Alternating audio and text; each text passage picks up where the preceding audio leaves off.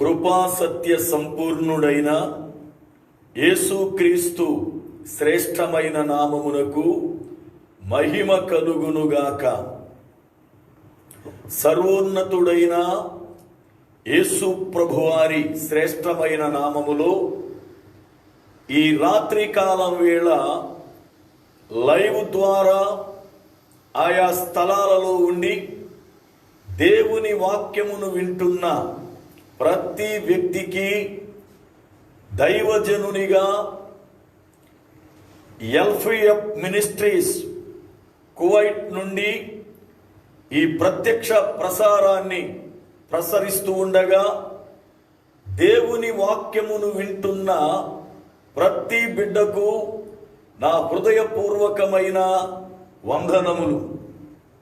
ప్రియులారా, దేవుని మహా ఉచితమైన కృపచేత ప్రతిదినం ఈ రీతిగా దేవుని వాక్యాన్ని అందించడానికి ప్రభువిచ్చిన భాగ్యమును బట్టి దేవుని స్తుతిస్తూ ఉన్నా. మీరు కూడా ఎంతో చక్కగా ఆధ్యాత్మికముగా ఎదగాలని ప్రతిదినం సమయమునకు వాక్యాన్ని వింటున్న విధానమును బట్టి దేవుని స్తుతిస్తూ ఉన్నా. ఈ దినమున దేవుని యొక్క లేఖనములను ధ్యానించడానికి మనము సిద్ధపడదాం. ప్రియులారా, మీరందరూ కూడా క్షేమముగా ఉన్నారా? మీ ఆరోగ్యాలు ఎలా ఉన్నాయి? వాతావరణ పరిస్థితుల మార్పును బట్టి చాలామంది బలహీనత పడి ఉంటారు.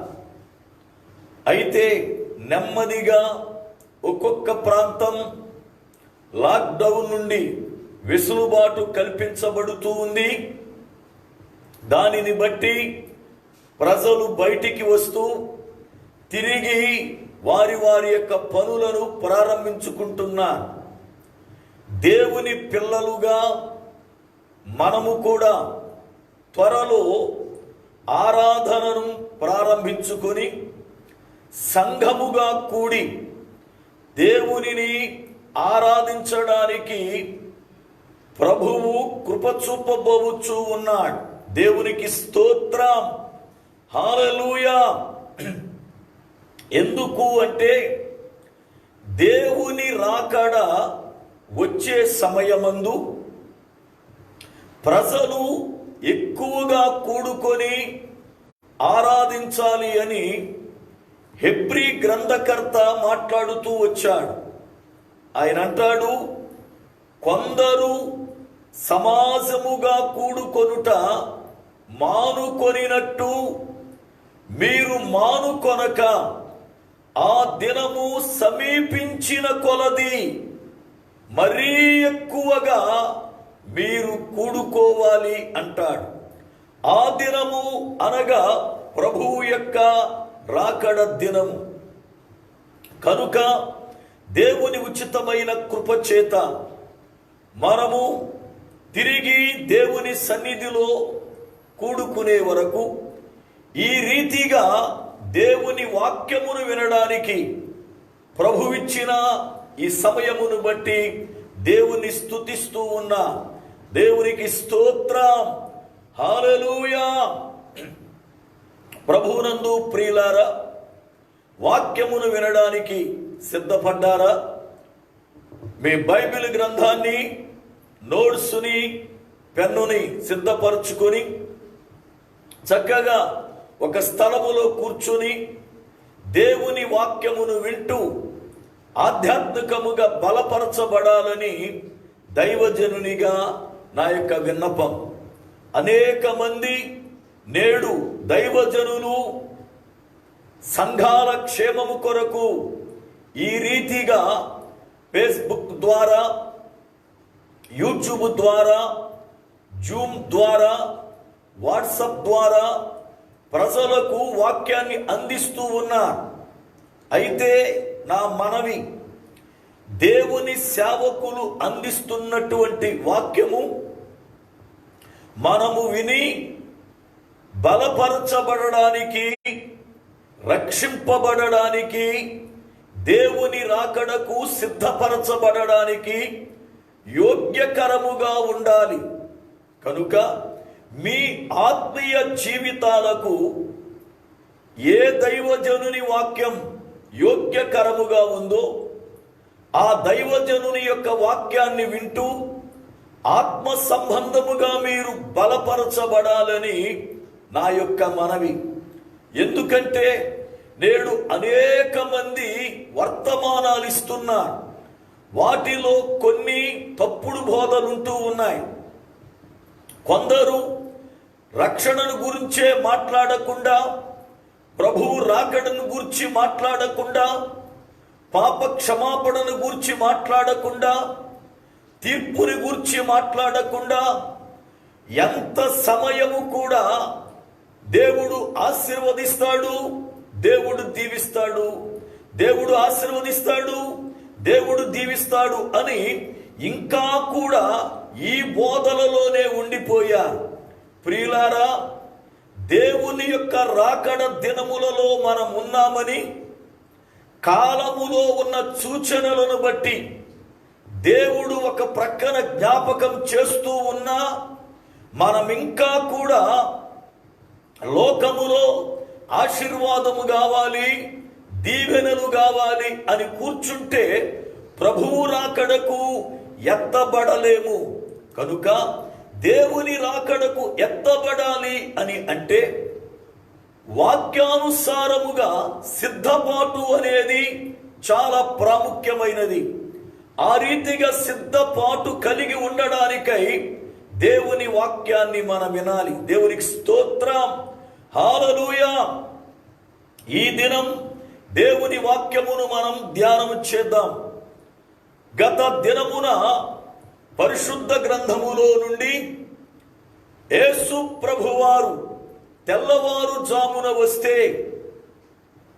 ఎత్తబడేది ఎవరు అనే అంశ భాగాన్ని ధ్యానిస్తూ, తెల్లవారుజాములో ఎవరు ప్రార్థనలో ఉంటారో, ఎవరు దేవునితో సావాసము కలిగి ఉంటారో, ఎవరు తెల్లవారుజామున మార్పు కలిగిన వ్యక్తిగా ఉంటారో ఆ వ్యక్తులు ఎత్తబడతారు అని పరిశుద్ధ గ్రంథము నుండి ధ్యానిస్తూ మనము సమయ అనుకూలతను బట్టి ముగించుకున్నాం.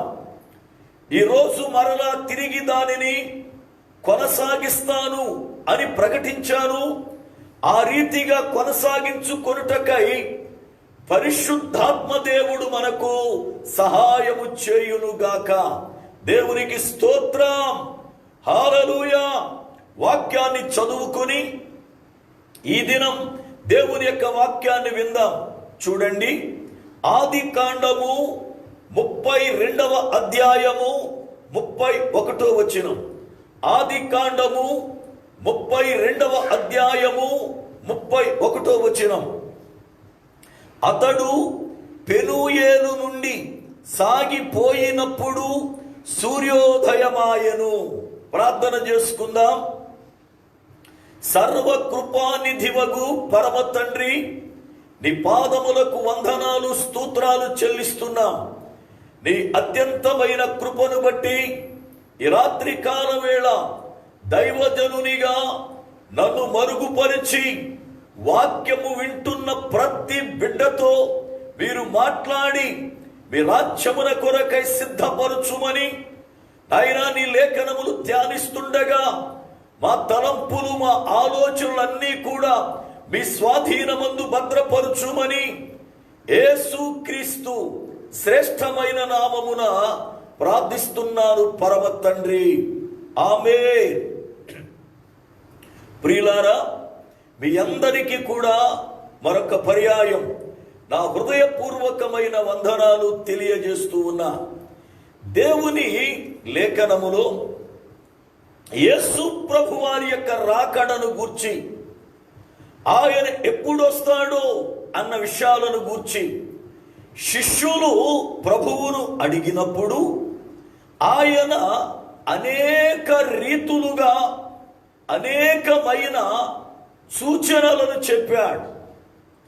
మనం మత్తయి సువార్త, మార్కు సువార్త, లూకా సువార్త, ఈ 3 సువార్తలు చూస్తూ ఉన్నప్పుడు యేసు ప్రభువారు, అయ్యా నీ రాకడెప్పుడు, ఈ యుగ సమాప్తి ఎప్పుడు అని శిష్యులు అడిగితే ఆయన ఎన్నో సూచక క్రియలను, ఎన్నో అద్భుతాలను చేసినటువంటి ఆయన గుర్తులను చెప్పాడు. ఇదిగో ఇవి జరుగుచూ ఉన్నప్పుడు, ఇదిగో ఇవి నెరవేరుచూ ఉన్నప్పుడు మనుష్య కుమారుని రాకడ వస్తుంది అని మీరు తెలుసుకొనండి అన్నాడు. అయితే ఫలానా తారీఖు అని గాని, ఫలానా సంవత్సరం అని గాని ఆయన చెప్పలే. కారణం, అది తండ్రి ఏర్పాటు చేసింది గనుక తండ్రికి మాత్రమే తెలుసు గాని మనుష్యులలో ఏ వ్యక్తికి గాని, దూతలలో ఏ దూతకి గాని, మనుష్య కుమారునికి కూడా తెలియదు అని ప్రియులారా ఆయన సెలవిచ్చాడు. అయితే తండ్రి అయిన దేవునికి తెలుసు, ఫలానా దినమున నా కుమారుణ్ణి పంపించాలి అని. ఎందుకంటే ఆయన ఆ దినమును ముందుగానే నియమించి సిద్ధపరిచాడు. కనుక యేసు ప్రభువారు ఆయన రాకడను గురించి అడిగినప్పుడు అది తండ్రికి మాత్రమే తెలుసు గనుక అంటూ ఒక చక్కనటువంటి అర్థమయ్యే రీతిగా ఆయన ఉపమానాన్ని చెప్పాడు. ఏమని అంటే, మనుష్య కుమారుడు వచ్చేటువంటి కాలం లేక ఆ గడియ ఏదో తెలియదు గనుక రాత్రికి 4 జాములున్నాయి. ఏ జాములో వస్తాడో తెలియదు గనుక ఇంటిలో ఉన్న దాసుడు మెళుకువగలిగి ఉండాలి అని చెప్పాడు. అయితే ఏ జాములో ప్రభు వస్తాడు తెలియదు గనుక కనిపెడుతున్నటువంటి వాడు నిద్రించకుండా, కనిపెడుతున్నవాడు తిని త్రాగకుండా, కనిపెడుతున్నవాడు ఇష్టానుసారముగా ఉండకుండా నా యజమానుడు ఎప్పుడు వస్తాడో అని చెప్పి జాగ్రత్త కలిగి భయముతో ఎదురు చూస్తూ ఉండవలసినటువంటి సమయం. అయితే మనము 4 జాములలో 3 జాములను గూర్చి ధ్యానించి 4వ జాములోని ఆ కార్యమును పులారా మనము ధ్యానిస్తూ ఉన్నాం. ఎత్తబడేది ఎవరు, ఎందుకంటే విడవబడేది ఎవరో ధ్యానించాం. ఎత్తబడేది ఎవరు అనంటే ఆయన వచ్చినప్పుడు ఎవరైతే మెళుకువగలిగి ఉంటారో, ఆయన వచ్చినప్పుడు ఎవరైతే తమ ఆత్మీయ జీవితాన్ని కాపాడుకుంటారో వారు ఎత్తబడతారు అన్న విషయాన్ని మనం నేర్చుకుంటున్నాం. అయితే ఎత్తబడేది ఎవరు అనగా, తెల్లవారుజామున ఎవరు ప్రార్థనలో ఉన్నారో, తెల్లవారుజామున మార్పు కలిగి ఎవరు తమ జీవితాన్ని సరి చేసుకున్నారో, తెల్లవారుజామున ఎవరు దేవునితో సహవాసాన్ని కలిగి ఉన్నారో వారు ఎత్తబడతారు అని నేర్చుకున్నాం. కారణం ఏమిటి అనంటే, అపోస్తులుడైన పౌలు గారు అన్నాడు రోమా పత్రికలో, మీరు కాలము నెరిగి నిద్ర మేల్కొని వేళైనదని తెలుసుకొనుడి అన్నాడు. అనగా కాలము నెరిగి అనగా తెల్లవారిపోతుంది అని గమనించి ఇక నిద్ర పోకూడదు, నేను లేవాలి అని చెప్పి లేచి దేవుని సన్నిధిలో గడపడం నేర్చుకోవాలి. దేవుని బిడ్డలైన వారు తెల్లవారుజామున దేవునితో సహవాసం చేయడము అనేది చాలా శ్రేష్టమైనది.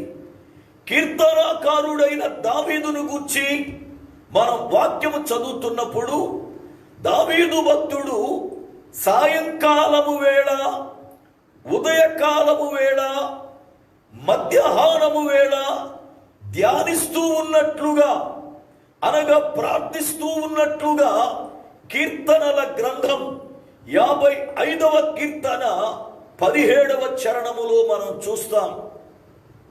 కీర్తన 55:17లో సాయంత్రము ఉదయము మధ్యాహ్నము నేను ధ్యానిస్తున్నాను అని కీర్తనకారుడు సెలవిచ్చాడు. అనగా దావీదు భక్తుడు ఎప్పుడు ప్రార్థించేవాడు అంటే ఉదయకాలము వేళ. జాగ్రత్త గమనించాలి. ఈ లాక్డౌన్ ప్రకటించిన తరువాత చాలా మంది జీవిత విధానం ఎలా మారిపోయింది అంటే పగలు రాత్రి అయింది, రాత్రి పగలైపోయింది.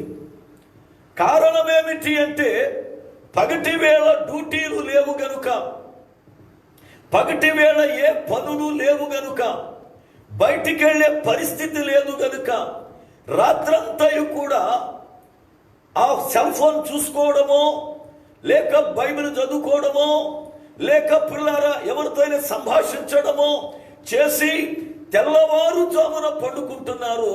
ఏ మధ్యాహ్నం 12-1 గంటకు లెగుస్తున్నారు. అయితే నా చిన్న మనవి ఏమిటంటే దేవుని పిల్లలైన మనం ఉదయకాలము వేళ 4వ జాములో ప్రార్థించాలి. అయితే దేవుని పిల్లలుగా మీరు 4వ జాములో ప్రార్థిస్తున్నారా? 4వ జాములో ప్రార్థనకి లేస్తున్నామా? లేక 2 గంటల వరకు 3 గంటల వరకు మెళకువగుండి అప్పుడు నిద్రపోతూ ఉన్నామా? దేవుని పిల్లలైన వారు తప్పనిసరిగా 4వ జాములో లేచి ప్రార్థించే అనుభవాన్ని అలవర్చుకోవాలి. కారణం ఏమిటి అంటే ఆ సమయం ప్రశాంతత కలిగిన సమయం. ఆ సమయం ఎలాంటి డిస్టర్బెన్స్ లేకోకుండా చక్కగా ప్రార్థన నడిపింపు వచ్చే సమయం. ఆ సమయంలో దేవుని దూతల సంచారం భూమి మీద జరుగుతుందని అనేక మంది భక్తులు పుల్లారా ఏమండి చెబుతూ వస్తున్నారు. పూర్వకాలం అనేక మంది భక్తులు తెల్లవారుజామున లేచి సంఘాల కొరకు, దేశాల కొరకు గంటలు గంటలు తరబడి ప్రార్థించేవారు. అయితే ఈ రోజున వాక్యం బోధిస్తుంది, తెల్లవారుజామున ప్రభువు వస్తే మనం ఎత్తబడాలి అంటే మనము ఆ ప్రార్థన గుంపులో ఉండాలి. పరిశుద్ధ గ్రంథములో తెల్లవారుజామున ప్రార్థించిన వ్యక్తి ఎవరు మనము ధ్యానిస్తూ ఉన్నాం. యాకోబు తన యొక్క మేనమామ గారైన లాబాను ఇంటి యొద్ద నుండి బయలుదేరి తన సొంత ఇంటికి వస్తూ ఉన్నాడు.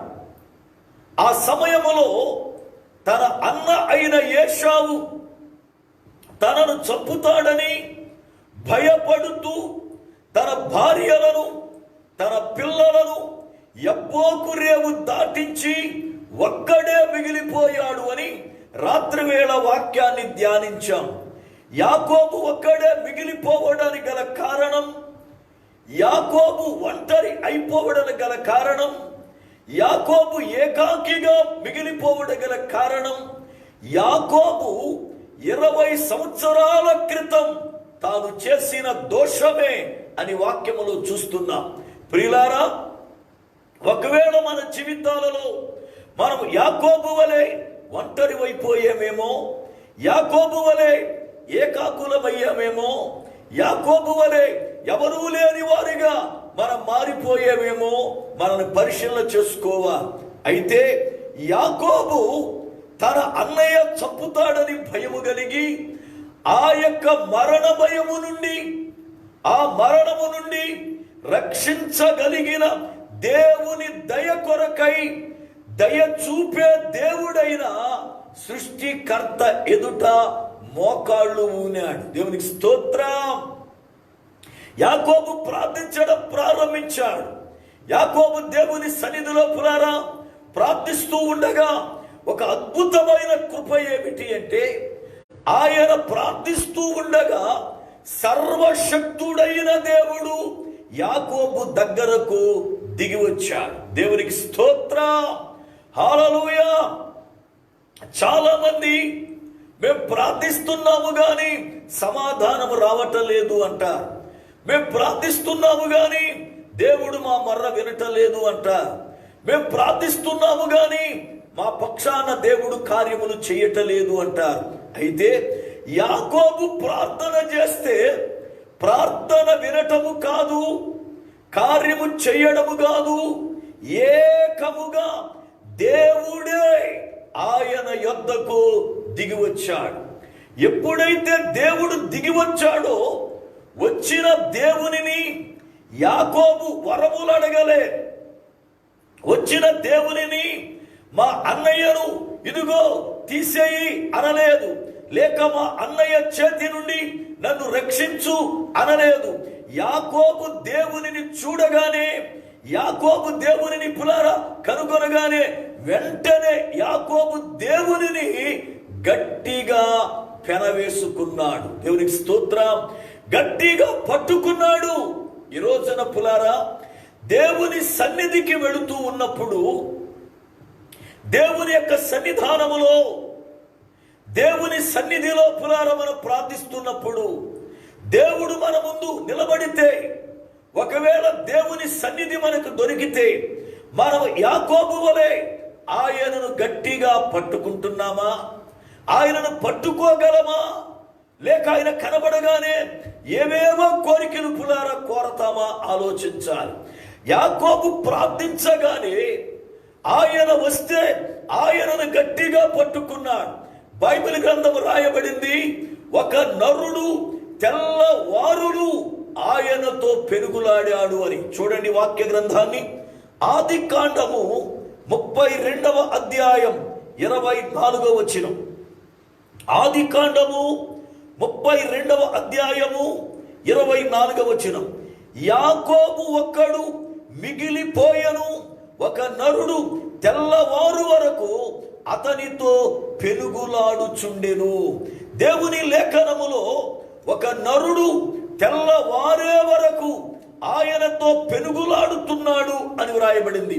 అనగా యాకోబు వచ్చినటువంటి ఆ నరుణ్ణి ఆయన కౌగిలించుకున్నాడు, ఆయన గట్టిగా పట్టుకున్నాడు. వారిద్దరి మధ్యన పెనుగులాట జరిగింది. విడిచిపెట్టు అని నరుడు, విడువను, నన్ను ఆశీర్వదించు అని యాకోబు, ఇద్దరి మధ్యన పెనుగులాట జరిగింది. తెల్లవారే వరకు, అనగా 4వ జాములో యాకోబు ఏం చేస్తున్నాడయ్యా అంటే, దేవుని సన్నిధానములో ఆశీర్వాదము కొరకు పెనుగులాడుచూ ఉన్నాడు. ఆశీర్వాదము కొరకు పెనుగులాడుచూ ఉన్నాడు. అయితే ఆయన నరుడు అని మనం చూస్తున్నాం. ఎవరి నరుడు? ఈ నరుడు ఎవరు? దేవుడు పులారా నరుడుగా వచ్చాడా అని అంటే, వాక్య గ్రంథములో రాయబడిన 2 విషయాలు జ్ఞాపకం చేస్తున్నా. చూడండి, ఎవరు ఆ నరుడు అనగా, అపోస్తులుడైన పౌలు తిమోతికి వ్రాసిన మొదటి పత్రిక 2వ అధ్యాయము 5వ వచనం. తిమోతి మొదటి పత్రిక 2వ అధ్యాయము 5వ వచనం. దేవుడొక్కడే, దేవునికి నరులకును మధ్యవర్తియు ఒక్కడే, ఆయన క్రీస్తు యేసును నరుడు. జాగ్రత్తగా గమనించాలి. ఎవరి నరుడు అని అంటే, క్రీస్తు యేసు అనబడుతున్న ఆయన, అనగా క్రీస్తు యేసు అనబడుతున్న దేవాది దేవుడు నరుడు. ఆ నరుడైనటువంటి ఆయనను యాకోబు గట్టిగా పెనవేసుకున్నాడు. అంతేకాదు, చాలా మంది దేవుడు ఆత్మ గనుక ఆయనకు రూపముండదు అనుకుంటారు. దేవుడు ఆత్మ గనుక ఆయనను మనము చూడలేము అనుకుంటారు. అయితే వాక్య గ్రంథములో దేవుడు ఆత్మే, ఆ మాట స్వయముగా యేసు ప్రభువారే చెప్పారు సమరయ స్త్రీతో.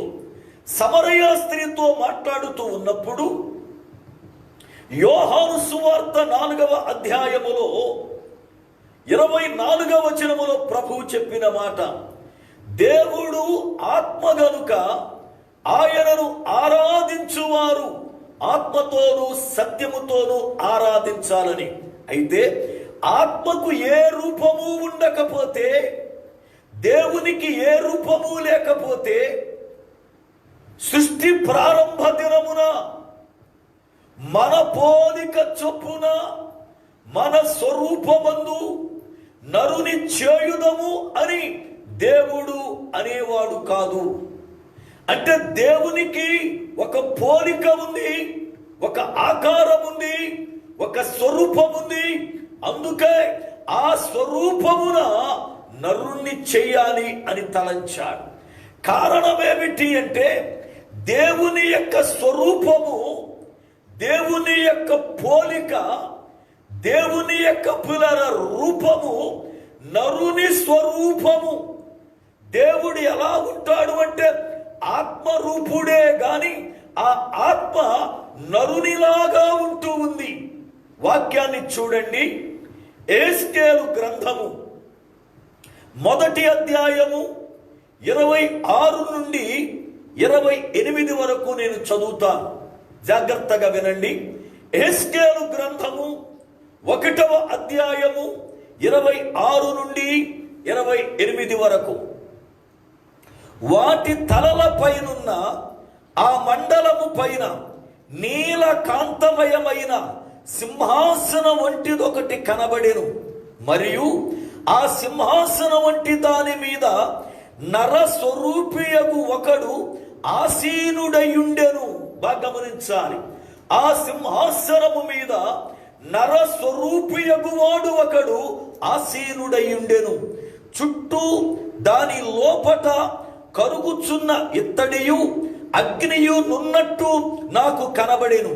నడుము మొదలుకొని మీదికిని, నడుము మొదలుకొని దిగువకును ఆయన అగ్ని స్వరూపముగా నాకు కనబడెను. చుట్టూను తేజోమయముగా కనబడెను. వర్షాకాలమున కనబడు ఇంద్రధనస్సు యొక్క తేజస్సు వలె దాని చుట్టూనున్న తేజస్సు కనబడెను. ఇది యెహోవా ప్రభావ స్వరూప దర్శనము. జాగ్రత్తగా గమనించాలి. ఇదేమిటంటే యెహోవా ప్రభావ స్వరూప దర్శనం అనగా దేవుని యొక్క ప్రభావము యొక్క దర్శనాన్ని చూస్తూ ఉన్నాడు. ఎలాగ చూస్తున్నాడు యెహెజ్కేలు అని అంటే, కెరూబు ఉన్నది. కెరూబు తల పైన ఒక సింహాసనము ఉండగా ఆ సింహాసనము మీద నరస్వరూపము కలిగిన ఒక ఆయన కూర్చున్నాడు. ఆయన ఎవరయ్యా అంటే యెహోవా. ఆ స్వరూప దర్శనాన్ని యెహెజ్కేలు చూస్తూ ఉన్నాడు. అనగా దేవుని రూపం, దేవుని యొక్క స్వరూపం, దేవుని పోలిక ఎలాంటిది అంటే నరుని పోలిక, నరుని స్వరూపం. అందుకనే నరుని చేద్దాము అని ప్రియులారా దేవుడు మాట్లాడినట్లుగా మనకు అర్థమవుతుంది. యాకోబు ఎప్పుడైతే ప్రార్థించడం ప్రారంభించాడో, యాకోబు ఎప్పుడైతే దేవుని వైపు తిరిగాడో, యాకోబు ఎప్పుడైతే దేవుని సహాయాన్ని అందిస్తున్నాడో, దేవుడు పరమును వీడి యాకోబు ముందుకొచ్చాడు. చాలాసార్లు మనం ప్రార్థిస్తున్నప్పుడు నా ప్రార్థన దేవుడు ఆలకించలేదు అంటాం, దేవుడు నాకు జవాబు ఇవ్వలేదు అని అంటాం. కానీ పిల్లారా, వాక్యం బోధిస్తుంది దేవుడు పక్షపాతి కాదు, పక్షపాతి కాదు. ఆయన ప్రార్థిస్తాడు. అయితే ప్రార్థించే విధానం మనకు రావాలి, ప్రార్థించే విధానం మనం పులారా తెలిసి ఉండాలి. చాలా మంది ప్రార్థన విధానము తెలియకుండా ప్రార్థన చేస్తూ ఉంటారు. వారంటారు దేవుడు మాకు సమాధానం ఇవ్వలేదని. ఇవ్వలేదు అంటే దానికి కారణం ఏంటో మనల్ని మనం పరిశీలన చేసుకోవాలి. యాకోబు ఎప్పుడైతే ప్రార్థించాడో, నరుని రూపము కలిగినటువంటి ఆయన రాగానే ప్రియులారా ఆయనను గట్టిగా కౌగిలించుకున్నాడు.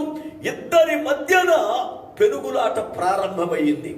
ఈ పెనుగులాటలో దేవాది దేవుడు అంటాడు, నన్ను విడిచిపెట్టు, నేను వెళతాను, తెల్లారుతుంది అన్నాడు. అయితే యాకోబు అంటాడు, ప్రభువా నీవు నన్ను ఆశీర్వదిస్తేనే గాని నేను విడువను అన్నాడు. యాకోబునకు ఆశీర్వాదము కావాలి. అది యాకోబు యొక్క ప్రార్థన. చాలా ఆశ్చర్యం వేస్తుంది ఈ యొక్క విషయాన్ని ధ్యానిస్తున్నప్పుడు. ఎందుకంటే నేటి దినాలలో చాలా మంది ఆశీర్వాదం ఆశీర్వాదం ఆశీర్వాదం అని కొట్టుకు చేస్తూ ఉన్నా. సేవకులు కూడా దేవుడు మిమ్మల్ని ఆశీర్వదిస్తాడు, దేవుడు ఆశీర్వదించే దేవుడు అని చెబుతా ఉన్నారు. అయితే ఇంతకీ అసలు ఆశీర్వాదము అంటే ఏమిటి? అసలు ఆశీర్వాదము అంటే ఏమిటి? యాకోబు ఎందుకు మోకాళ్ళు వచ్చాడు? లేక యాకోబు ఎందుకు ప్రార్థిస్తా ఉన్నాడు? యాకోబు ఎందుకు దేవుని వైపు తిరిగాడు అంటే అన్నయ్య చంపుతాడు అన్న భయముతో, మరణ భయముతో ప్రార్థించే యాకోబు మరణము నుండి తప్పించు అని ప్రార్థించాలి కదా, లేక నాకు శత్రువుగా ఉన్న మా అన్నయ్యను చంపేయి అని ప్రార్థించాలి కదా, లేక ఇదిగో నన్ను జ్ఞాపకం చేసుకుని నాకు జయ జీవితం ఇవ్వు అని ప్రార్థించాలి కదా. ఏ రీతిగానైనా యాకోబు మరణ బంధకములలో నుండి విడిపించబడాలని ప్రార్థించాలి. కారణం, అందరినీ విడిచిపెట్టాడు, వారందరూ వెళ్ళిపోతున్నారు సాగి, యాకోబు అక్కడే మిగిలాడు. ఇప్పుడు యాకోబు అంటాడు, నీవు నన్ను ఆశీర్వదించు అన్నాడు. కాసేపటికో కూసేపటికో అన్నయ్య వచ్చి చంపబోతూ ఉంటే, అన్నయ్య చేతిలో చస్తానని భయపడుతున్న యాకోబుకి ఆశీర్వాదము ఎందుకు? ఆశీర్వాదం ఎందుకు అంటే యాకోబు ప్రార్థించిన ఆ యొక్క ఆశీర్వాదము మనము అనుకునే భౌతిక సంబంధమైన ఆశీర్వాదము కాదు. ఒకవేళ భౌతిక సంబంధమైన ఆశీర్వాదమే యాకోబుకి కావలసి వస్తే, అప్పటికే యాకోబుకి 4 భార్యలు ఉన్నారు, అప్పటికే యాకోబుకి 11 మంది పిల్లలు ఉన్నారు, అప్పటికే యాకోబుకి దాసీజనం పనివారు ఉన్నారు, అప్పటికే యాకోబుకి మందలు ఉన్నాయి. ఆ మందలలో కొంత కానుక కూడా ఏశావునకు పంపించాడు. మరి అలాంటప్పుడు యాకోబుకి ఇంకా ఎందుకు ఆశీర్వాదం? ఓ ప్రక్కన మరణం ఎదురైతే చావుకు దగ్గరవుతున్న వాడికి ఇంకా మందలెందుకు, పశువులెందుకు, పరివారెందుకు, భార్యలెందుకు, పిల్లలెందుకు అంటే యాకోబు చేస్తున్న ప్రార్థనలో యాకోబు కోరుతున్న ఆశీర్వాదం మనము అనుకునే ఆశీర్వాదము కాదు. ఈ రోజున చాలా మంది దేవుడు మమ్మల్ని ఆశీర్వదించాడు అంటారు. ఎలాగా అని అంటే మంచి ఉద్యోగం ఇచ్చాడండి అంటారు. దేవుడు మమ్మల్ని ఆశీర్వదించాడు అంటారు. ఎలాగూ అంటే మంచి ఇల్లు కట్టానండి అంటారు. దేవుడు మమ్మల్ని ఆశీర్వదించాడు అంటారు. ఎలాగూ అంటే కొంత భూమి కొన్నానండి అంటారు. దేవుడు మమ్మల్ని ఆశీర్వదించాడు అంటారు. ఎలాగంటే ఒక మంచి వాహనం కొన్నానని. ప్రియులారా, దేవుడు నన్ను ఆశీర్వదించాడని నువ్వు చెబుతున్నా మంచిదే. అయితే దేవునిని ఎరుగని బిడ్డలు, ఏనాడు ప్రార్థనకు రాని వారు కూడా వారికి మంచి ఉద్యోగం వచ్చింది, వారు మంచి వాహనం కొన్నారు, వారు మంచి ఇల్లు కట్టారు, వారు మంచి భూమి కొన్నారు, మనకన్నా గొప్పగా వాళ్ళు స్థితి కలిగి ఉన్నారు. మరి వారిని ఎవరు ఆశీర్వదించారు? జాగ్రత్తగా గమనించాలి. ఆశీర్వాదము అంటే భూ సంబంధమైనదే కాదు పులారా. యాకోబు అడుగుతున్న ఆశీర్వాదం పర సంబంధమైన ఆశీర్వాదం. ఆశీర్వాదము అనగా జాగ్రత్త మన గమనం చేస్తే మన తెలుగు బైబిల్లో కీర్తనల గ్రంథం 32వ కీర్తన 1వ చరణములో, కీర్తన 32:1లో తన పాపమునకు ప్రాయశ్చిత్తము నొందినవాడు ధన్యుడు అని ప్రియులారా తెలుగు బైబిల్లో వాడాడు. ఇదే మాటను మీరు ఇంగ్లీష్ బైబిల్ ఒకసారి పరిశీలన చేస్తే, మీరు ఇంగ్లీష్ బైబిల్ గారు ఒకసారి చదివితే దానిలో రాయబడిన మాట ఏమిటంటే, పాపమునకు ప్రాయశ్చిత్తము నొందినవాడు ఆశీర్వదించబడినవాడు అన్నాడు. అనగా అర్థమేమిటి?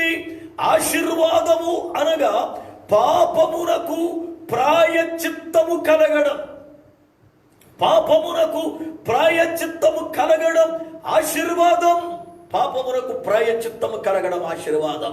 ఈ రోజున సోదరుడా, సోదరి, నువ్వు అనుకునే ఆశీర్వాదం భౌతిక సంబంధమైనది అయితే ఆ ఆశీర్వాదం పాపమునకు ప్రాయశ్చిత్తము కలగకపోతే నువ్వు ఎంత సంపాదించినా, ఎంత కూడబెట్టినా, ఏ స్థితిలో ఉన్నా, నువ్వు మరణిస్తే నీ పాపమునకు ప్రాయశ్చిత్తము కలగలేదు గనుక నరకానికి పోతావు.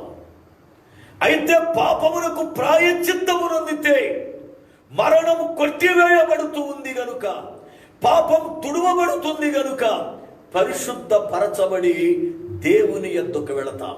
యాకోబు ప్రార్థన ఇప్పుడు ఏంటో తెలుసా? నేను 20 సంవత్సరాల క్రితం నా తండ్రితో అబద్ధమాడాను, అది ఈ రోజున మరణ రూపమును దాల్చి నా ముందు నిలబడింది. ఈ మరణం నా మీదకి రావడానికి గల కారణం నేను చేసిన పాపమే. కనుక మీరు నా పాపమును క్షమిస్తే, మీరు నా పాపమును కొట్టివేస్తే, పాపమునకు జీతం మరణము గనుక అది పక్కకెళ్ళిపోతుంది, అది తొలగిపోతుంది. మరణం నా యొద్ద నుండి పోవాలి అంటే, మరణము నా దగ్గర తీసేయబడాలి అంటే, ఆ మరణమును నేను గెలవాలి అంటే మరణమునకు కారణమైన పాపం పోవాలి. అందుకే పాపాన్ని నా యొద్ద నుండి తీసేయమని చెప్పి యాకోబు దేవుని సన్నిధిలో ప్రార్థిస్తూ ఉన్నాడు. ప్రియులారా, ప్రార్థిస్తూ ఉన్నప్పుడు దేవాది దేవుడు యాకోబుని అడిగాడు, నీ పేరేంటో చెప్పు అని. కారణం ఏమిటి అంటే, పేరు చెప్పే దగ్గరే తండ్రిని మోసగించాడు యాకోబు. అందుకని నీ పేరేమిటి అంటే యాకోబు అని పులారా దేవునితో స్పష్టంగా చెప్పాడు. తండ్రితో అయితే అబద్ధమాడాడు గాని దేవుని యొద్ద పులారా అబద్ధమాడకుండా నా పేరు యాకోబు అన్నప్పుడు దేవుడు చెప్పిన మాట, నీవు ఇక నుండి యాకోబువి అనబడవు, ఇశ్రాయేలు అనబడతావు. నీవు దేవునిని, మనుషులను జయించావు అని పులారా అక్కడ ఆశీర్వదించి దేవుడు పులారా వెళ్ళిపోయాడు. ఇప్పుడు యాకోబు ఆశీర్వాదం పొందాడు, అనగా మరణము తొలగిపోయే రీతిగా పాప క్షమాపణ పొందాడు. పొందిన యాకోబు జీవితములో గాయము కూడా పొందాడు. జాగ్రత్తగా గమనించాలి. యాకోబు జీవితములో గాయము కూడా పొందాడు. కారణం, దేవుడు తన తొడ గూటి మీద కొట్టాడు, అందుకే తొడ వసిలింది, ఆ గూడు వసిలింది. ఇప్పుడు కుంటివానిగా, గాయపరచబడిన వాడిగా యాకోబు పులారా ఆ స్థలము నుండి ప్రయాణాన్ని కొనసాగిస్తున్నాడు. తాను ప్రార్థన చేసినప్పుడు పాపిగా ప్రార్థించాడు. తాను ప్రార్థించినప్పుడు చక్కని ఆరోగ్యవంతుడిగా ప్రార్థించాడు. తిరిగి లేచేటప్పుడు గాయం పొందిన వాడిగా, తిరిగి లేచేటప్పుడు పాప క్షమాపణ పొందిన వాడిగా, ఆశీర్వదించబడిన వాడిగా లేచాడు. లేచిన ఆ యాకోబు అన్నమాట, నేను దేవునిని ముఖాముఖిగా చూచాను, నేను దేవునిని చూచాను, దేవుడు తన ప్రత్యక్షత నాకు ఇచ్చాడు అని చెప్పి ఆ స్థలము నుండి బయలుదేరగానే ఆ స్థలమునకు పెనూయేలు అని పేరు పెట్టాడు. పెనూయేలు అనగా దేవుని ముఖము, దేవుని ముఖం. ఎవరయ్యా ఎత్తబడేది 4వ జాములో వస్తే అంటే తెల్లవారినప్పుడు, లేక తెల్లవారుజాములో ఎవరు దేవుని ముఖ దర్శనాన్ని చూస్తారో, ఎవరు దేవుని యొక్క ముఖ దర్శనాన్ని కలిగి ఉంటారో, ఎవరు దేవుని యొక్క ముఖ దర్శనము నుండి తన ప్రయాణమును కొనసాగిస్తారో ఆ వ్యక్తి ఎత్తబడతాడు. కారణమేమిటి అంటే, దేవుని ముఖ దర్శనము ఒక మనిషికి నిర్దోషత్వాన్ని ఇస్తుంది. చూడండి వాక్య గ్రంథాన్ని, యోబు గ్రంథము 33వ అధ్యాయం 26వ వచనం. పరిశుద్ధ గ్రంథములో నుండి యోబు గ్రంథము 33వ అధ్యాయము 26వ వచనాన్ని చదువుతున్నా. వాడు దేవుని బతిమాలు కొనిన ఎడల ఆయన వారిని కటాక్షించును, కావున వాడు ఆయన ముఖము చూచి సంతోషించును. ఈలాగున నిర్దోషత్వము ఆయన నరునికి దయచేయును. ప్రియులారా, దేవుని ముఖాన్ని మనం చూసినప్పుడు, లేక దేవుని ముఖ దర్శనం మనకు కలిగినప్పుడు జరిగే కార్యమేమిటి అంటే, దేవుడు మనకు నిర్దోషత్వాన్ని ఇస్తాడు. అనగా దోషము లేనటువంటి హృదయాన్ని, దోషము లేనటువంటి జీవితాన్ని, దోషము లేనటువంటి బ్రతుకుని పులారా దేవుడు అనుగ్రహిస్తాడు. కారణం, మనము దోషులం, మనము అపవిత్రులం, మనము దేవునికి అయిష్టముగా నడిచినటువంటి వారం. మన జీవితములో ఏ కోశాన కూడా నిర్దోషత్వము లేదు. ఎప్పుడైతే దేవుని ముఖాన్ని చూస్తున్నామో, ఎప్పుడైతే దేవుని ముఖ ప్రత్యక్షత మనకు కనబడుతుందో, పరిశుద్ధ గ్రంథం బోధిస్తుంది, ఆయన ముఖ కాంతిలో మన యొక్క రహస్య పాపములు కనబడుచున్నాయట. దేవునికి స్తోత్రం, హల్లెలూయా. కీర్తనకారుడు అంటాడు, దేవా నీ ముఖ కాంతిలో మా రహస్య పాపములు కనబడుచున్నవి అన్నాడు. అనగా దేవుని యొక్క ముఖాన్ని మనం చూస్తున్నప్పుడు, దేవుని యొక్క ముఖములో మనకు కనబడేది ఏమిటంటే, మన ప్రతి రహస్యమైన పాపం ఆయన బయలుపరుస్తాడు. మన ప్రతి యొక్క రహస్యమైన అవిధేయత ఆయన బయలుపరుస్తాడు. మనుషులకు కనబడనివి, మనుషుల చూడనివి ఎన్నో రహస్యమైనటువంటి పాపములు మనలో ఉన్నాయి. అయితే ఈ రహస్యమైన పాపములు ఎక్కడ కనబడతాయి మనకు అంటే, ఆయన ముఖ కాంతిలో మనకు కనబడతాయి. ఆయన ముఖ కాంతి మన ప్రతి రహస్య పాపమును అది బయట పెడుతూ ఉంది. కనుక ఎప్పుడైతే దేవుని ముఖమును చూస్తామో, దేవుని ముఖములో ప్రతి రహస్యమైన పాపము కనబడుతుంది. కనుక ఆయన మనకు ఆ పాపమును తొలగించి, ఆ అపవిత్రతను తొలగించి నిర్దోషత్వాన్ని ప్రభువిస్తాడు. ఎప్పుడైతే నిర్దోషత్వాన్ని మనం పొందుకుంటామో, మార్పు చెందిన వారమై అక్కడ నుండి బయలుదేరతాం. దేవునికి స్తోత్రం, హల్లెలూయా. యాకోబు మోకాళ్ళు వంచినప్పుడు పాపిగానే మోకాళ్ళు వంచాడు. యాకోబు మోకాళ్ళు వంచినప్పుడు 20 సంవత్సరాల పాపపు ఆలోచనతోనే మోకాళ్ళు వంచాడు. యాకోబు మోకాడు వచ్చినప్పుడు ఆ పాపమునకు జీతమైన మరణ భయముతో మోకాడు వచ్చాడు. కానీ ఆ ప్రార్థన నుండి లేచినప్పుడు, ఆ ప్రార్థనను లేచినప్పుడు మార్పు చెందిన వాడిగా, యాకోబుగా మోసగాడిగా మోకాళ్ళు ఉంచి ఇశ్రాయేలుగా తిరిగి లేచాడు. ఎవరయ్యా తెల్లవారుజాములో ప్రభు వస్తే ఎత్తబడేది అంటే, మార్పు చెందినవాడు. దేవునికి స్తోత్రం, హల్లెలూయా.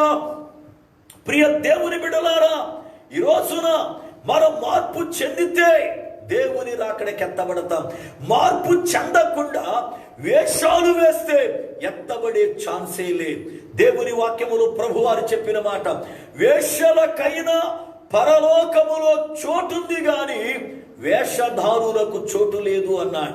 అనగా చాలా మంది మార్పు చెందినట్లుగా నటనాడడం, మార్పు చెందినట్లుగా మాయా వేషాలు వేయడం, మార్పు చెందినట్లుగా నటులను జీవిస్తున్నారు.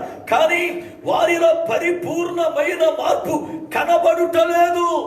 దేవుని మందిరములో ఉన్నప్పుడు ఎంత చక్కని పాటలు పాడుతామో, దేవుని మందిరములో ఉన్నప్పుడు ఎంత చక్కగా వాయిద్యాలు వాయిస్తామో. మనం చూస్తే వాయిద్యాలు వాయించే వారిని గాని, లేక పాటలు పాడే వారిని గాని చూస్తే, మేమే అసలు పరలోకములో ఉన్న లూసిఫర్కి, పాటలు పాడే దూతలకి నేర్పినోళము అన్నట్టుగా చెబుతాం మనం. ఒకసారి నేను బీమార్లో ఉంటుండగా ఒక పాస్టర్ గారి దగ్గరికి వచ్చాడు.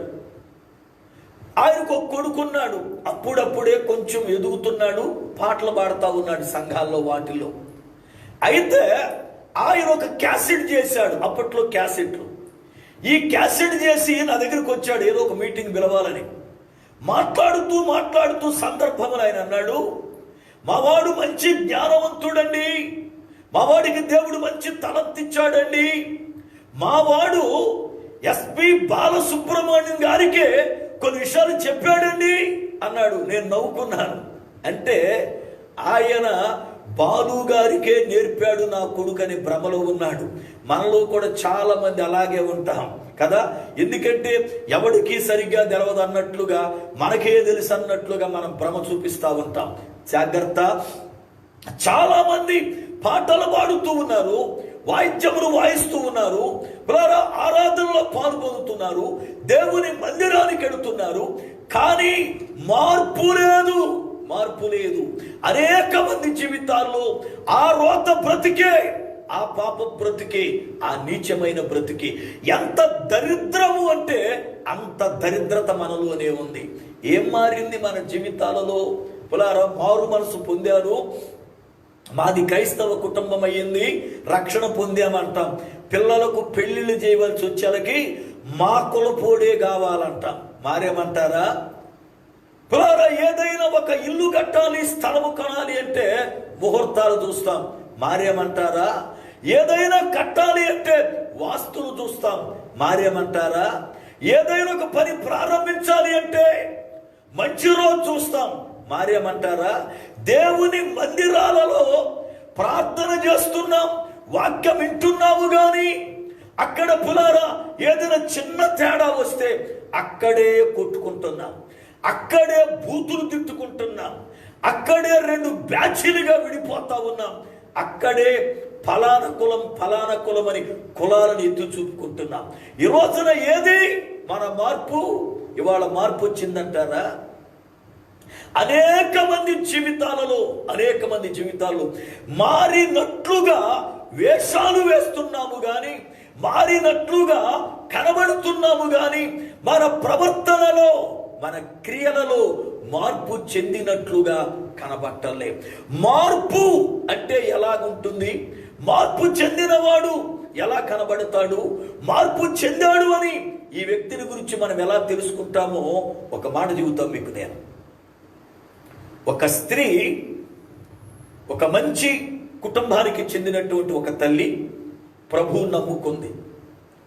తన భర్త మారాలి అని చెప్పి ఆమె కొన్ని సంవత్సరాలుగా ప్రార్థన చేస్తా ఉంది. ఆమె ప్రార్థనకి వెళ్ళేటప్పుడు భర్త అబ్జెక్షన్ పెట్టేవాడు కాదు. నీ భక్తి నీది, నీ గొడవ నువ్వు బడనేవాడు.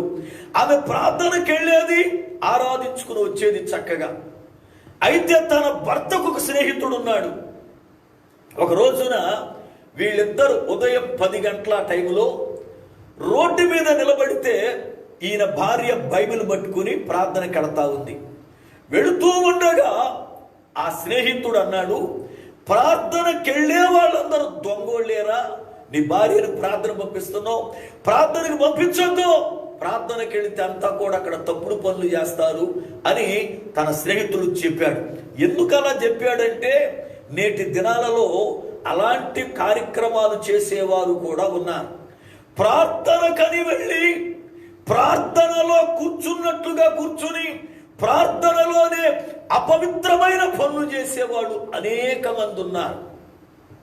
ప్రియులారా, దేవుని మందిరానికి వెళ్ళేది మన పాపాన్ని కడుక్కోవడానికి, అంతేగాని అక్కడ నుండి పాపాన్ని వెంటబెట్టుకుని వెళ్ళడానికి కాదు.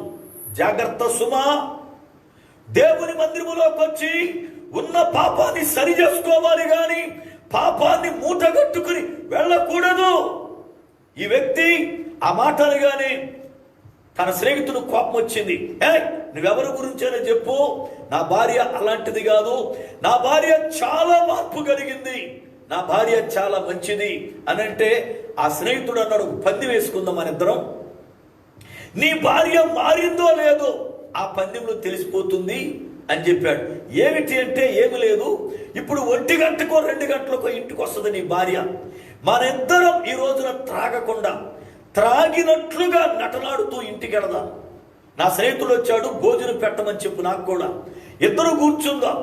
ఆ ప్లేట్లో భోజనం అలా కలిపి నోట్లో ముద్ద పెట్టగానే కూర బాగాలేదు అని చెప్పి ఆ పళ్ళెం నేలకేసి కొట్టు, లేదంటే నీ భార్య ముఖం మీద కొట్టు. నిజముగా నీ భార్య మారిందైతే వెంటనే ఆ భోజనాన్ని తుడిచి, అయ్యో కూర బాగాలేదా, 1 నిమిషం ఆగండి వంట చేస్తాను అంటది. లేదు అనుకో, నీ మీద తిరగబడి నీకు కూడు పెట్టదు, ఇది మన గుర్తన్నాడు.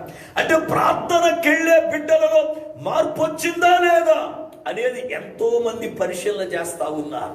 జాగ్రత్త గమనించవలసిన శిష్యులారా. సరే, నా భార్య మంచిదిగా మారిందని నీకు రుజుపిస్తాను గనుక చూడు అన్నాడు. ఖచ్చితంగా మధ్యాహ్నం 2 గంటలకు ఇంటికి వచ్చింది. తన స్నేహితుడు తీసుకుని వెళ్ళాడు. త్రాగినట్టుగా నటనాడాడు. ప్రియులారా, అయితే వాళ్ళిద్దరూ కూడా భోజనం కూర్చున్నారు. ఆయన అన్నాడు, అమ్మాయి నాకు నా స్నేహితుడికి భోజనం పెట్టు అన్నాడు. భార్య అలాగే కూర్చోండి అంది. ఆయన స్నేహితుడిని, అన్నయ్య గారు మీరు కూడా కూర్చోండి అంది. ఇద్దరు కూర్చున్నారు, భోజనం పెట్టింది. అనుకున్న రీతిగానే ఆ ప్లేటుని లేపి ముఖం మీద కొట్టాడు ఆయన. ఇప్పుడు భార్య ఏం చేస్తుందో చూడాలని తన భర్త తన స్నేహితుడు కూడా చూస్తూ ఉండగా ఆమె వెంటనే భర్తని ఏమీ అనలేదు, కానీ ముఖం మీద ఉన్న అన్నాన్ని తుడుచుకుని, అయ్యో కూర బాగాలేదా అన్నయ్య గారు మీరు కూడా తినవద్దు, ఒక 5 నిమిషాల్లో వంట చేస్తాను, అలా కూర్చోండి అని పిల్లల వారిని కూర్చోబెట్టి గబగబా ఆ ఒలికిన భోజనం అంతా కూడా తుడుచుకుని ఆమె లోపలికి వెళ్ళి వంట చేయడం ప్రారంభించింది. ఆమె వంట చేస్తూ ఉన్నప్పుడు భర్త తన స్నేహితుడు ఇద్దరు కలిసి అక్కడ దొర్లి ఏడవడం ప్రారంభించారు. ఆమెకి ఏం జరిగిందో అర్థంగా గబగబా కిచెన్ నుంచి పరిగెత్తుకొచ్చింది. అయ్యా ఏం జరిగింది అన్నా, ఎందుకు ఏడుస్తున్నావు అనంటే తన స్నేహితుడు చెప్పాడు, అమ్మా ప్రార్థనకెళ్ళే వారిలో మార్పు లేదు, ఎందుకంటే చాలా మందిని చూశాను, కానీ ప్రార్థనకెళ్తే మారుతారు అని నా భార్య మార్పు కలిగిందని నీ భర్త నేను చిన్న పందెం వేసుకున్నాం, మేము త్రాగలేదు, వాస్తవానికి నీవు మారేవా లేదో పరీక్షించడానికి చూడడానికి ఇలా ప్రయత్నం చేశాం. ఈ రోజున చెబుతున్నాను, రేపటి నుండి మేము కూడా నీతో ప్రార్థనకు వస్తాం, మాకు కూడా 2 బైబిళ్ళు తీసుకురామని చెప్పాడు. దేవునికి స్తోత్రం. తన భర్త ఒక్కడి కొరకు ఎన్నో రోజులుగా ఆ స్త్రీ ప్రార్థన చేస్తుంటే భర్తతో పాటు భర్త స్నేహితుడు కూడా మారేటట్లుగా దేవుడు కృప చూపాడు. ఎందుకో తెలుసా, ఆమెలో మార్పు ఉంది. ఈ రోజున ప్రార్థనకి వెళుతున్నాం, ఏమైనా మారిందంటారా? చాలా మంది జీవితాలలో మార్పు లేదు పులారా.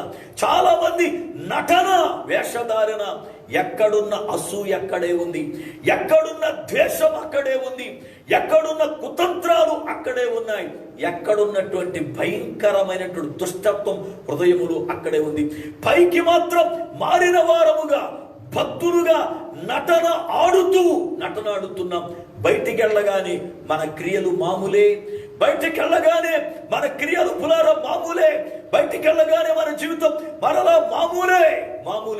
ఆలోచించండి, తెల్లవారుజామున ప్రభు వస్తే ఎత్తబడేది ఎవరు అంటే ఆ తెల్లవారుజామున మార్పు చెంది ప్రయాణము కొనసాగించేవాడు. ఈ రోజున ప్రియ దేవుని బిడ్డ, ప్రభు యొక్క రాకడ వస్తే మనం ఎత్తబడాలి అంటే మందిరాలకు వెళ్ళడం ముఖ్యం కాదు, మందిరానికి వెళ్ళిన మనము మార్పు చెందడం ముఖ్యం. ఈ రోజున మారేమంటారా? ఆలోచించండి. మనకు మారు మనసు వచ్చిందంటారా? గమనించండి. చాలా మంది మారినట్లుగా వేషం వేస్తున్నారు అంతేగాని సంపూర్ణమైన మార్పు, సంపూర్ణమైన యథార్థత, సంపూర్ణమైన నిర్దోషత్వం కనబడటలేదు. మీరు గమనించండి, దేవుని మందిరాల్లోకి వెళ్ళినప్పుడు మారేమంటారు. ఎవరైనా ఒక్క మాట మనలంటే ఎంత పొడుచుకొస్తుందో కదా, మనకి ఒక్క మాట అంటే ఎంత ఫీల్ అయిపోతామో, వాళ్ళకి ఆ మాట అప్పజెప్పే వరకు నిద్రపోం. ఎక్కడ దొరుకుతారో అప్పజెప్పాలని. ఎంత గర్వమో, ఎంత అహంభావమో, ఎంతగా పులారా ఏమిటి మనం జీవితంలో తగ్గించుకోవలసింది, ఆ తగ్గింపు లేకుండా ఎంతగా నడుస్తామో. ఒకవేళ సేవకుడు గద్దించినా కూడా ఈ మందిరమేనా, మాకు మందిరాలు లేవని అలిగేసి వెళ్ళిపోతావు. గాని దేవుని సేవకుడు గద్దించుట మేలు కదా, నా తప్పును దిద్దుకోవాలి కదా అన్నటువంటి లోబడేతనం ఎంతమందిలో ఉంది మనలో. చాలా మంది జీవితాలలో ఈ రోజున మార్పు కనబడుటలేదు, కనబడినట్లుగా నటనాడుతున్నారు, కనబడినట్లుగా. ప్రియ సోదరుడా, సోదరి, ప్రభు యొక్క రాకడ వచ్చినప్పుడు మనం ఎత్తబడాలి అంటే మార్పు చెందిన వారమై ఉండాలి. తెల్లవారుజామున ఎత్తబడేది ఎవరు అనగా మార్పు చెందినవాడు, అంతేగాని భక్తి నిలవని వాడు కాదు. తెల్లవారుజామున ప్రభు వస్తే విడిచిపెట్టబడేది ఎవరు అంటే భక్తి నిలబడని వాడు విడిచిపెట్టబడతాడు. భక్తిలో కొనసాగేవాడు, భక్తిని కాపాడుకునేవాడు, పరివర్తన చెందినవాడు పులారా ప్రభువు రాకడొచ్చినప్పుడు ఎత్తబడతాడు. ఎందుకో తెలుసా? మనం విడిచిపెట్టబడకూడదని, మన కొరకై ఆయన తనని తాను తగ్గించుకొని రిక్తుడిగా మార్చుకొని లోకానికి వచ్చి తన ప్రాణాన్ని పెట్టాడు. ఒక సంఘటన చెప్పి వాక్యాన్ని ముగిస్తా. గమనించండి, ఆఫ్రికా దేశాలలో ఎక్కువగా గొర్రెల మందలని పులారా మేపుతూ ఉంటారు. ఎందుకంటే వాటి యొక్క బొచ్చుతో చక్కనటువంటి రగ్గులు అవి తయారు చేస్తారు గనక వాటి యొక్క బొచ్చు కొరకై గొర్రెల్ని బాగా చక్కగా మేపుతూ ఉంటారు. అయితే ఒక రోజున ఆ గొర్రెలను మేపే ఆ యవనస్తుడు ఏదో ఒక ఊరు పనుండి వెళ్ళాడు. రాత్రంతా కూడా ప్రయాణం చేయడం వల్ల నిద్ర భారముతున్నాడు. పగలు గొర్రెల్ని తోలుకొచ్చి ఒక పచ్చని బయలు ఉన్నటువంటి స్థలములో తోలి అవి మేస్తా ఉంటాయిలే అని చెప్పి ఈ కుర్రవాడు చెట్టు కింద కూర్చుని చూస్తూ నిద్రపోయాడు. నిద్రపోతూ ఉండగా ఆ ప్రాంతములో భయంకరమైన క్రూర పక్షులు ఉన్నాయి. ఆ పక్షులు ఏం చేస్తాయి అంటే చిన్నగా ఉన్న గొర్రె పిల్లలను చూసుకొని అమాంతముగా వచ్చి గొర్రె పిల్ల నడుము మీద వ్రాలి ఆ నడుము మీద తన పదునైన ముక్కు పెట్టి పొడిచి ఆ రక్తాన్ని చురుకుని, లేదు అంటే వెంటనే కాళ్ళతో పట్టి గోడతో గుచ్చి ఆ గొర్రె పిల్లను ఎత్తుకుని పోతాయి. అంత క్రూరమైన పక్షులు ఆ ప్రాంతాల్లో తిరుగులాడుతున్నాయి. అయితే కుర్రవాడు ఆ పక్షులేమి రావులే, పర్వాలేదులే అనుకొని పులారా నిద్రపోతా ఉన్నాడు.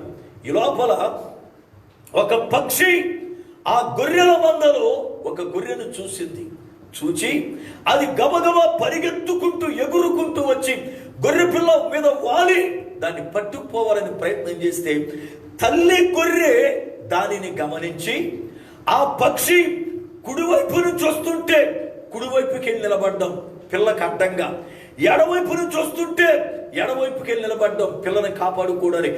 ఇలాగున దానిని పిల్ల పైకి రానియకుండా కాపాడడానికి ప్రయత్నం చేస్తూ ఉంటే అది ఇక చాలా కోపం తెచ్చుకుని పక్షి తల్లి మీద దాడి చేయడం ప్రారంభిస్తే తల్లి గొర్రె తన పిల్లను రెండు కాళ్ళ మధ్యన దాచింది. రెండు కాళ్ళ మధ్యన దాచినప్పుడు ఇక తల్లి రెండు కాళ్ళ మధ్యన పిల్లను దాచింది. నేను ఇక దీన్ని తినలేను, ఇది నాకు దొరకదని ఆ పక్షి కోపముతో తల్లి గొర్రె మీదే వాలి తన పదునైన ముక్కు పెట్టి ఆ తల్లి గొర్రెని పొడవడం ప్రారంభించింది. తల్లి గొర్రెని పొడుస్తూ ఉంటే ఆ యొక్క పదునైన ముక్కు చర్మములో దిగి చర్మం చిట్లిపోయి రక్తం గారుతుంటే ఆ తల్లి గొర్రె గట్టిగా కేకలు వేస్తా ఉంటే ఆ కేకలకు పండుకున్న ఆ యవనస్తుడికి మెళుకు వచ్చింది. మెళుకు వచ్చి చూస్తే ఆ పక్షి తల్లి గొర్రె మీద వాలి అది పొడి చేస్తూ రక్తము గారుతున్న దృశ్యాన్ని చూసి పులారా పరిగెత్తుకుంటూ వస్తే అప్పటికే దాని రక్తమంతా కూడా కారిపోయింది గనక కాళ్ళ మధ్యనే పిల్లను పెట్టుకుని పులారా తల్లి గొర్రె అలాగే వాలిపోయి తన ప్రాణాన్ని విడిచింది. ఈ యొక్క యవనస్తుడు పరిగెత్తుకు రావడం చూసి పక్షి లేచి పులారా ఎగిరిపోయింది. గమనించండి, తన బిడ్డను కాపాడుకోవడానికి ఏ రీతిగా తల్లి గొర్రె తన కవిగిల్లో పెట్టుకొని తాను ప్రాణాన్నర్పించి రక్తాన్ని చిందించి మరణించిందో ప్రభువారు కూడా నిన్ను ప్రేమించి నిన్ను కాపాడుకోవడానికి నిన్ను రక్షించుకోవడానికి అపవాది యొక్క ఉరి నుండి నిన్ను తప్పించడానికి నిత్య నరకము నుండి నిన్ను రక్షించడానికి నీ కొరకై ప్రభువు సిలువలో ఆ రీతిగానే తాను ప్రాణం పెట్టాడు. ప్రభువు సిలువలో ఆ రీతిగానే తాను మరణించాడు. ఎరుగుదు ఆ దేవుని ప్రేమను. ఈ రోజున పులారా నువ్వు విడిచిపెట్టబడకూడదని, ప్రభువు రాకడ వస్తే ఎత్తబడాలని ప్రభు కోరుకుంటూ నీతో నాతో మాట్లాడుతున్నాడు. తెల్లవారుజామున ప్రభు వస్తే ఎత్తబడేది ఎవరు అంటే మార్పు చెందిన వారు. సోదరుడా సోదరి, నువ్వు మార్పు చెందావు లేక వేషధారిగా ఉన్నావు, నిన్ను నువ్వే పరిశీలన చేసుకో. ప్రార్థన చేసుకుందా. ప్రార్థన. సర్వకృపానిధివగు పరమ తండ్రి, నీ పాదముల వందనాలు స్తోత్రాలు చెల్లిస్తున్నా. నీ అత్యంతమైన కృపను బట్టి, ప్రభు దయను బట్టి, ఈ రాత్రి కాల వేళ తెల్లవారుజామున మీరు అక్కడ వస్తే ఎత్తబడేది ఎవరో నాతో మాతో ప్రభ మీరు మాట్లాడారు, మీకు స్తోత్రాలు. కనుక వాక్యమును విని వాక్యమును బట్టి ఎత్తబడే రీతిగా మేము మలచబడ్డానికి సహాయం చేయండి. కాలం పరిగెడుతూ ఉంది నాయన, ఇప్పటికే కాలం సంకుచితమైందని వాక్యం బోధిస్తూ ఉంది. కనుక కాలము నెరిగి నిరాకడకు సిద్ధపరచబడి గొప్ప కృప మాకు దయచేయమని, వాక్యం వింటున్న ప్రతి బిడ్డను మీరు దర్శించి బలపరచుమని, వారి కుటుంబాలలో ఉన్న ప్రతి అక్కర మీ నామములో తీర్చుమని, వారి కుటుంబాలకు క్షేమము దయచేయమని, ఏ బిడ్డ కూడా విడిచిపెట్టబడకుండా నాయన మీరు అక్కడ కొరకే సిద్ధపరచుమని యేసు ప్రభువా నీ నామములో ప్రార్థిస్తూ ఉండగా మీ సహాయము అనుగ్రహించండి నాయన. ఈ లాక్డౌన్ కారణముగా నాయన అనేక దేశాలు నాయన ఆర్థిక పరమైన ఇబ్బందులతో, అనేక కుటుంబాలు ప్రభు ఆర్థిక పరమైన సమస్యలతో, ఆరోగ్యపరమైన సమస్యలతో నలిగిపోతున్నాయి. కనుక కుటుంబాలకు ఓదార్పును దయచేయండి. ఇప్పటికి ఎంతో మంది బిడ్డలు నాయన కరోనా వైరస్ బారిన పడి ఆసుపత్రుల్లో ఉంటుండగా నాయన నీ సహాయము దయచేయండి, దాని నుండి విడిపించుమని ప్రార్థన చేస్తున్నా. త్వరలోనే ప్రభువా మేము ఆరాధించుకునేటట్లుగా నీ సహాయము దయచేయండి, నిన్ను ఘనపరుచుకునేటట్లుగా నీ కృప అనుగ్రహించండి. మీరు అక్కడ కొరకే దినము మమ్ములను సిద్ధపరిచి నీ కృపతో నింపుమని యేసు నామమున ప్రార్థిస్తున్నాను పరమ తండ్రి, ఆమేన్. తండ్రి ప్రేమయు, కుమారుని యొక్క కృపయు, పరిశుద్ధాత్మ దేవుని యొక్క అన్యోన్యమైన సహవాసము, ఆయన సన్నిధి మనకును సకల పరిశుద్ధులకును సదాకాలము తోడయుండి నడిపించునుగాక. ఆమేన్, ఆమేన్. ప్రభువునందు ప్రియులారా, మీ అందరికీ నా హృదయపూర్వకమైన వందనములు. దేవుని మహాకృప చేత ప్రతిదినం మనం ఈ రీతిగా వాక్యం వినడానికి దేవుడు చక్కని కృప చూపుతూ ఉన్నాడు. కనుక మీరు ఎక్కడ ఉన్నా ప్రభు యొక్క రాకడకు సిద్ధపడాలి అనేది దేవుని సేవకునిగా నా యొక్క ప్రార్థన. తిరిగి మరలా రేపు రాత్రి సమయానికి మనం కలుసుకుందాం. ప్రార్థించండి. ప్రభు మిమ్ములను దీవించునుగాక. ఆమేన్.